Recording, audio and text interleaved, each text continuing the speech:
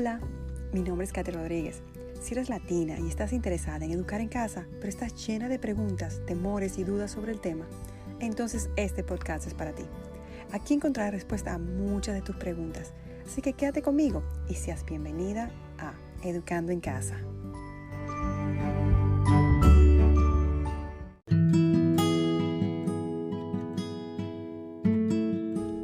Hoy vamos a hablar sobre las composiciones escritas. Luego de las narraciones escritas que te hablé en el anterior programa, vas a pasar a la etapa de la composición escrita. A la edad de más o menos 12 a 13 años es cuando el niño debería tomar un buen libro o programa de escritura para aprender a hacer sus composiciones. Quiero decirte que quizás te veas tentada a saltar rápidamente el tiempo de la narración escrita e ir al programa de escritura para hacer sus composiciones. Pero te puedo decir por experiencia que ese tiempo de narraciones escritas es una base importantísima para el desarrollo de una buena composición. Quiero rápidamente darte algunos puntos que debes ver en cualquier programa de escritura que le compres a tu hijo para esta etapa de la composición formal. Además, estas pautas te servirán también si quieres comenzar sin un programa determinado de escritura. Comencemos. Lo primero que debes enseñarle a tu hijo en esta etapa es que la escritura es un arte. Ayúdalos a comenzar a notar cómo los escritores practican ese arte. Antes de pedirle a tu hijo que escriba con estructura y estilo, puedes hacerlo consciente de la estructura y el estilo de los libros que está leyendo. Muéstrale buenos ensayos, artículos cortos o capítulos individuales para mostrarles detalles como cómo hacen las introducciones y cómo concluyen. Después de mostrarles un ejemplo, pídele que lo use en sus narraciones. Le puedes decir a tu hijo, ¿qué pasaría si hubiera otros lectores que no saben que estás narrando sobre el sistema digestivo o sobre una de las batallas de la guerra civil? Esos lectores necesitarán al menos una oración, una introducción para darles algo de contexto. En lugar de comenzar, cuando masticamos comida, nuestra saliva comienza a descomponerse. Podrías decir, en tu narración, por ejemplo, nuestros cuerpos tienen un proceso increíble para trabajar con los alimentos que comemos, llamado sistema digestivo. Entonces, puedes pasar a explicar lo de masticar y tragar. O puede ser tan simple en literatura como escribir, en el capítulo 1 de Mujercitas, nos encontramos con las 4 hermanas March. Y ya. Es importante en esta etapa que tengan presente a la audiencia cuando escriben. Algo que también lo puede ayudar con esto es escribir primero la parte principal de su narración. Pero cuando haya terminado, vuelva al principio y agregue una introducción. Una oración es suficiente para comenzar. La conclusión es otra parte importante de la escritura. Del mismo modo que su introducción es una forma cortés de decir hola, de esto es lo que te hablaré, una conclusión es un final reflexivo o un adiós para su lector. Le puedes decir a tu hijo, si te pones a pensar, es como salir de un cuarto sin decir una palabra y cerrar la puerta. Eso es una muy mala educación, ¿verdad? Asimismo, debemos finalizar nuestra narración con algo que resuma o vincule todo, donde dejamos a nuestro lector con un buen adiós. Le puedes decir, cuando hayas terminado tu narración, revisa lo que has dicho. A veces, una conclusión es dejar al lector queriendo desesperadamente saber qué sucede después. Pero, en la mayoría de sus narraciones y ensayos, debería poder escribir una o dos frases que cierre definitivamente y diga, ya terminé ahora. En esta etapa también es importante las narraciones creativas. Para eso le puedes decir, imagina que estás entrevistando a uno de los personajes históricos. ¿Cuáles preguntas harías? ¿Cómo responderían? Escribe tu entrevista imaginaria. Escribe 3 o 4 o 5 preguntas sobre el capítulo. Escribe o di la respuesta a uno de ellos. Imagina el evento como si sucediera en un momento o lugar diferente. Describe el evento como podría haber sido en diferentes circunstancias. Escribe una descripción del personaje de una persona real o ficticia. ¿Cuáles son sus fortalezas y debilidades? ¿Cómo afecta eso a su comportamiento, sus relaciones? Y si fueras uno de los animales, Escribe tu narración desde el punto de vista del animal. Imagina una conversación entre personajes de diferentes libros o eventos históricos. ¿De qué podrías hablar? Escribe y dibuja tu narración como una caricatura. Escribe tu narración como un poema o una canción. Hay infinidad de posibilidades para narraciones creativas. Deja que tu hijo elija el suyo. En esta etapa, observé que a mi hija mayor le gustaba la poesía, así que le busqué un buen programa sobre escritura de poesía.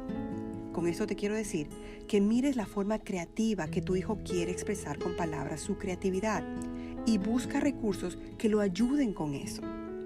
Una vez que un niño es consciente de que la escritura es un arte y ha comenzado a ponerlo en práctica, aunque sea un poco, es hora de presentar el concepto de edición y reescritura. Recuerda que todas las narraciones escritas anteriormente eran simples borradores. Él no ha corregido los errores en estos borradores. Ahora es el tiempo para comenzar este proceso. Y este es diferente para cada niño. Ejemplo, si tu hijo escribe de forma repetitiva, debes alentarlo a incluir información específica y escribir oraciones más claras y precisas. Si él escribe un ritmo monótono, ayúdalo a pensar cómo agregar variedad a la longitud de sus oraciones o aprender a combinar oraciones cortas en oraciones más largas y fluidas. Si tu hijo escribe oraciones largas y complejas, debe aprender a estructurarlas y puntualizar correctamente. Después de que tu hijo lea todo en voz alta, pídele que lea cada oración una por una. Enséñale a pensar en cada oración de dos maneras. Primero, ¿es gramaticalmente correcto? Segundo, ¿hay alguna manera de hacer que la oración sea mejor o más fuerte? Además de los errores gramaticales, tu hijo debería considerar cómo podría mejorar cada oración. Quizás podría usar palabras más precisas. Quizás dos oraciones deberían combinarse para mostrar progresión o causa y efecto. Alienta a tu hijo a pensar en la calidad de su escritura, a esforzarse por decir lo que quiere decir de la mejor manera posible. Deja que la edición de cada narración sea un momento para discutir solo una o dos cosas sobre la buena escritura y no trates de abordar todas en un mismo día. Es posible que tu hijo pueda escuchar y corregir errores gramaticales sin referirse a las reglas, pero querrá tener un manual de gramática cercano para referencia. Tu hijo debe aprender a consultarlo cuando no esté seguro acerca de algún error. Este buen hábito lo ayudará hasta la universidad. Te voy a dejar en los libros de escritura en inglés uno muy bueno. Después de hacer todas las correcciones, pídele a tu hijo que haga un borrador final editado que esté limpio y sin errores. Si has decidido usar un libro o currículo de escritura, estas son algunas de las cosas esenciales que debería tener este recurso. Luego de esto, vendrá la etapa de los ensayos o essays en inglés, con los esquemas o descripciones, lo que en inglés se llama outlines. Pero esto lo abordaré en un futuro cuando hable sobre la escuela secundaria o high school. Si educas en inglés, encontrarás algunos buenos libros y currículos de escritura en mi página web. Estos son los mejores que hasta ahora yo conozco. Y si educas en español, en el área de recursos te hice un PDF con algunos recursos que encontré que te podrían ayudar para esta etapa.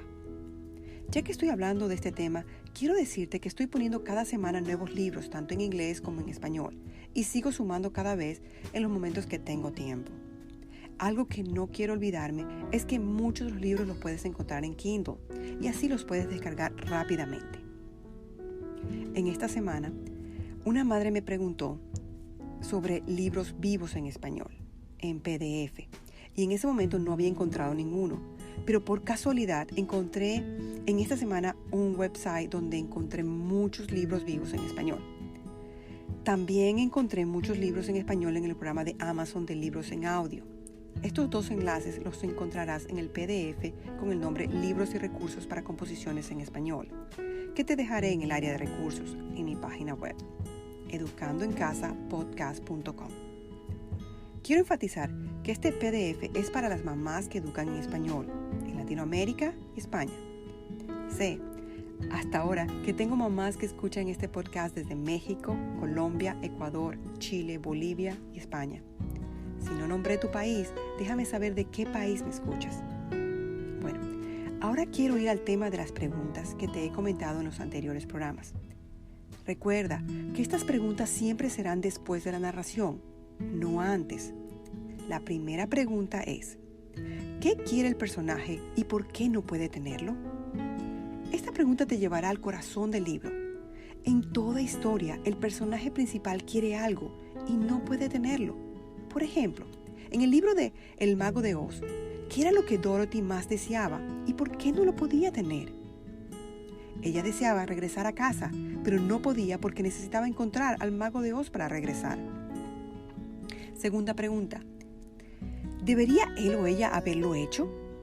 La palabra debería es una palabra muy poderosa, que nos hace pensar en causa-efecto, o lo que podríamos llamar también las consecuencias de nuestros hechos. Número 3. ¿Cómo se parece o es diferente este personaje de este otro? Ejemplo, Pooh y Piggle en Winnie the Pooh, o Edmund y Peter en los libros de Narnia. Número 4.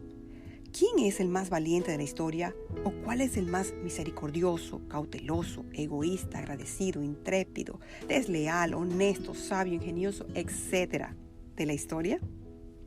Número 5. ¿Qué cambiaría sobre el escenario o el personaje principal si estuvieras escribiendo este libro? Número 6. ¿Hay algún personaje que te recuerde de algún otro libro que has leído? Número 7. ¿Hay algo que te sorprendió de este libro? Y para terminar, la número 8. ¿Cuál era el mayor temor del personaje? Estas preguntas te ayudarán a profundizar e ir al corazón de los libros con tus hijos y no meramente sacar pequeños rasgos de su contenido. No tienes que usar todas estas preguntas después de cada narración. Usa una o dos máximo, o quizás ninguna si no lo quieres hacer en determinado libro. Para terminar, quiero hablarte de los exámenes o test. Quiero decirte que muchas mamás piensan que con el método de la señora Mason no se toman exámenes, pero ella sí los hacía. Por supuesto, no de aquellos que quizás estamos acostumbrados a tener.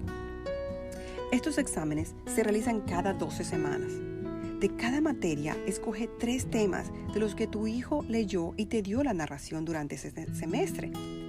Quiero hacer un paréntesis aquí para decirte que la clave de que tus hijos tengan un buen examen semestral es que tengas pendiente hacer que tu hijo recuerde brevemente lo que leyeron en el capítulo o historia anterior antes de comenzar un nuevo capítulo o sección del libro que están leyendo. Esto lo expliqué en el episodio de la narración oral. Continúo. Estos exámenes se los asignarás conforme a su etapa de narración. Si el niño está en la etapa oral, será oral, y así sucesivamente. Es importante que le dejes saber a tu hijo que al final de las 12 semanas le tomarás un test de lo que ha aprendido hasta ese punto. Eso lo ayudará a estar aún más atento, sabiendo que cualquiera de sus narraciones podría ser su examen o test del semestre.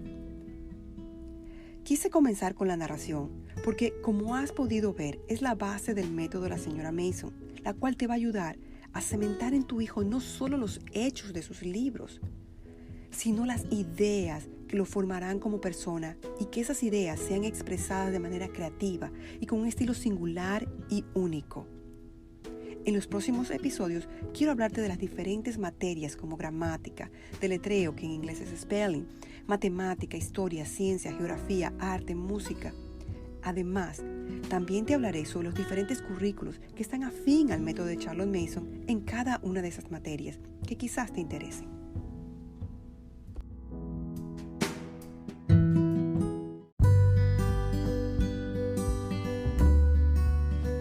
Gracias por haber tomado estos minutos para escuchar este programa. Espero que haya sido de bendición para tu vida. Si quieres aprender más sobre este tema, suscríbete. ¿Cómo lo puedes hacer? De diferentes maneras. Puedes visitar y suscribirte en nuestra página web educandoencasapodcast.com o visitar nuestro canal de YouTube, donde también te puedes suscribir. Además, lo puedes hacer en plataformas como Spotify, Anchor, Google Podcast, como también nos puedes seguir en nuestra página de Instagram y Facebook. Seguro encontrarás tu favorita. Adiós.